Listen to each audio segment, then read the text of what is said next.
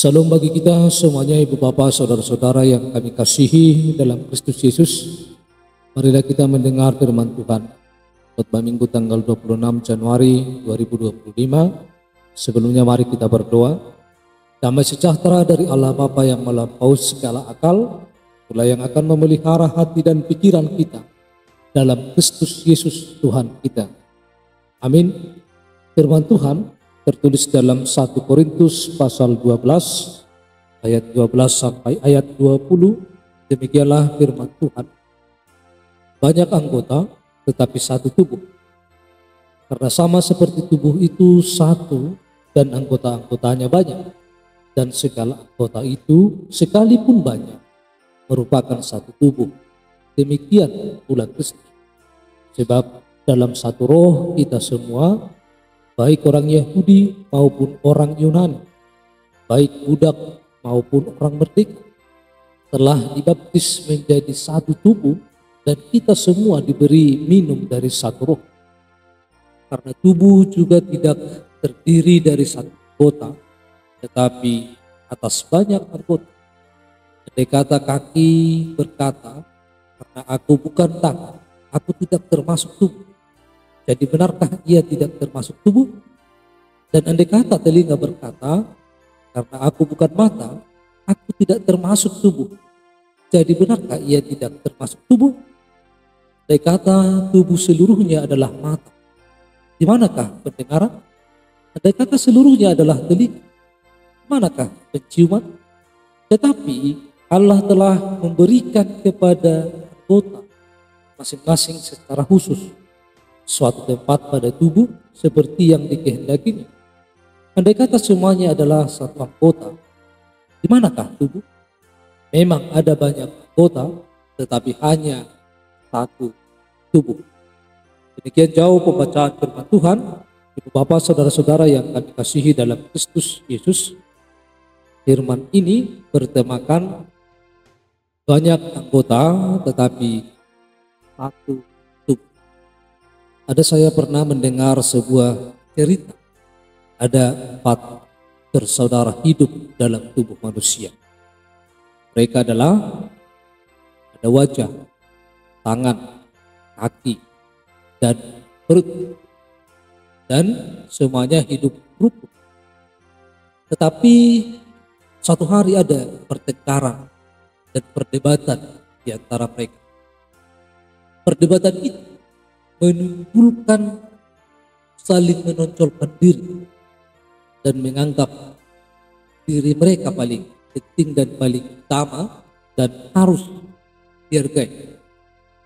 Kaki berbicara kepada semuanya. Dia berkata begini, teman-teman, akulah yang paling penting di antara semua.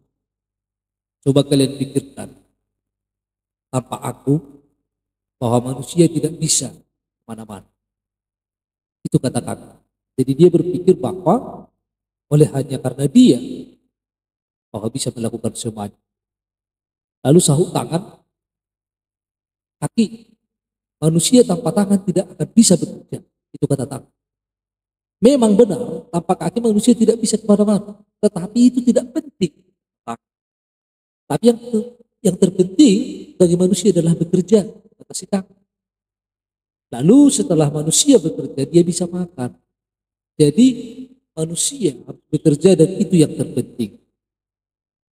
Dia hanya tangan yang bisa bekerja dan mencari nafkah untuk manusia. Itu yang dikatakan tangan. Maka di sini kita melihat kaki dan tangan saling menonjolkan diri. Lalu kaki dan tangan ini merasa dan menyombongkan diri masing-masing. Lalu ada lagi yang merasa tersinggung dengan ucapan itu. Dia adalah kepala. Dia mengatakan, kalian semua tidak penting dibanding dengan saya. Itu kata kepala. Kalian tahu tidak, manusia dihargai karena apa? Karena wajah. Itu kata kepala. Wajah yang tampan dan cantik dapat membuat manusia itu dikagumi, disayang. Selain itu, di dalam kepala itu masih ada panca indera, yaitu mata, hidung, telinga, lidah, serta mulut. Maka jelas-jelas akulah yang paling hebat, itu kata kepala. Yang tiga-tiga ini saling menonjolkan diri. Lalu perut diam saja, tetapi mendengar semuanya itu dia tidak tahan. Lalu dia ikut-ikutan berbicara. Lalu dia mengatakan, kuakui kalau yang lebih kuat, kalian semua lebih kuat daripada aku. Kaki, tangan, kepala lebih kuat daripada aku. Dan tangan lebih pintar. Dan wajah pun lebih cakep. Tetapi sebenarnya akulah paling penting. Tanpa aku kalian semua akan tewas, kata perut. Saudara-saudara, mendengar apa kata perut, anggota tubuh yang lain menjadi marah. Lalu mereka sebaliknya membuat dan memberikan hukuman kepada perut. Anggota tubuh tangan, kaki, kepala marah. Lalu kaki, tangan, dan kepala tidak mau bekerja. Kaki, tangan, serta wajah mulai mengabaikan perut. Mereka tidak mau mencari makanan buat perut. Biar perut tahu bahwa tanpa mereka, bahwa perut tidak ada gunanya. Itu menurut perkiraan mereka. Lalu perut tidak mendapat makanan, tidak mendapat minuman selama beberapa hari. Dan tentu bahwa perut akan menjadi sangat lemah. Tetapi yang paling herannya, bukan hanya perut yang merasa lemah, tetapi semuanya anggota tubuh yang lainnya ikut menjadi lemah. Kaki, tangan sulit digerakkan. Kaki tidak bisa berjalan dan tidak kuat. Tangan merasa lemas dan tidak bisa bekerja. Dan wajah menjadi sering meringis, merasa tahan lapar, menjadi murung. Yang tadinya dia bahwa dia adalah tampan, cantik. Tetapi setelah perut telah parah dan lemah, maka semuanya menjadi tidak berdaya dan menjadi.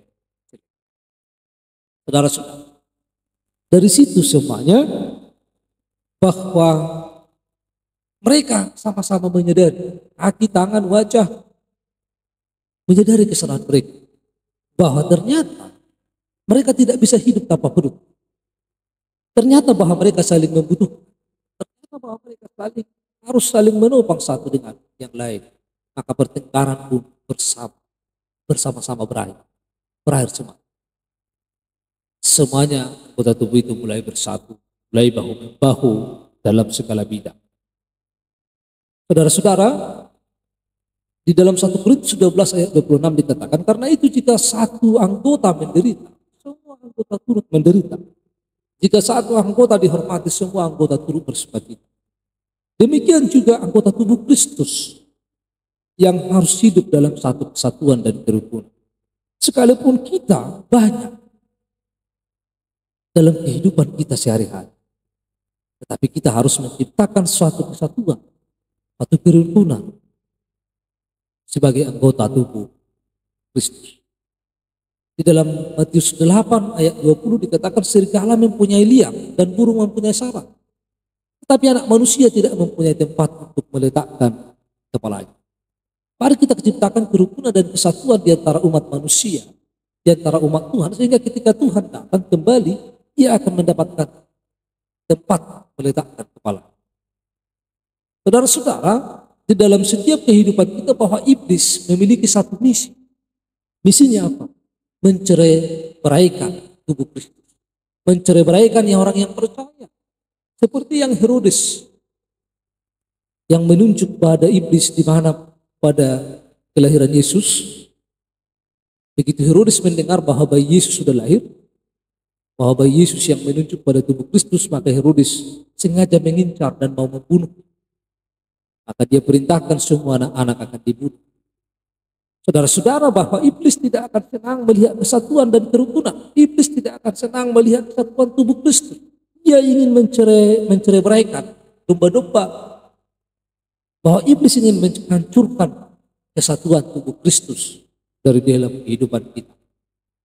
Saudara-saudara, di dalam kehidupan bergereja juga bahwa Tuhan menetapkan jabatan pelayanan dalam satu kesatuan. Dalam 1 Korintus 12 ayat 28 dikatakan, dan Allah telah menetapkan beberapa orang dalam jemaat. Pertama sebagai rasul, kedua sebagai nabi, ketiga sebagai pengajar. Lebih lengkapnya juga bisa kita lihat dalam Efesus 4 ayat 11 sampai 12. Itu artinya bahwa semua harus memiliki satu kesatuan. Tidak boleh menganggap yang satu menganggap dirinya lebih utama daripada yang lain. Tidak boleh kita menganggap tanpa kita bahwa itu tidak akan berjalan. Tetapi kita harus menganggap bahwa kita membutuhkan orang lain. Kita membutuhkan gereja. Kita membutuhkan Kristus. Kita membutuhkan orang lain untuk menolong kita. Karena dalam hidup ini tidak bisa kita sendiri. Saudara-saudara, sesuai dengan tema khotbah kita, banyak anggota tetapi satu tubuh. Sekalipun kita memiliki banyak anggota, sekalipun kita hidup di tengah-tengah dunia ini dengan banyak sekali manusia, baik itu di tengah-tengah lingkungan, di tengah-tengah gereja, atau dimanapun, bahwa sangat penting untuk hidup dalam kesatuan. Dan Ibrani 12 ayat 14 menuliskan, mengatakan, berusahalah hidup damai dengan semua orang dan kejarlah kekudusan. Berusahalah hidup damai dengan semua orang. Kejarlah kekudusan. Maka sangat penting memelihara kesatuan.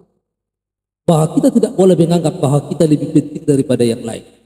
Tetapi kita harus menganggap bahwa semuanya adalah sama-sama penting. Bahwa semuanya adalah sama-sama saling membutuhkan, saling menopang, saling memperlengkapi satu dengan yang lain. Demikian kita bahwa ketika satu tubuh sakit, ketika kaki sakit, maka semua tubuh merasa. Demikian kita sebagai tubuh Kristus. Berbeda-beda fungsinya, berbeda-beda talenta. Tangan dengan kaki itu berbeda, tidak boleh sama. Mata dengan telinga itu berbeda.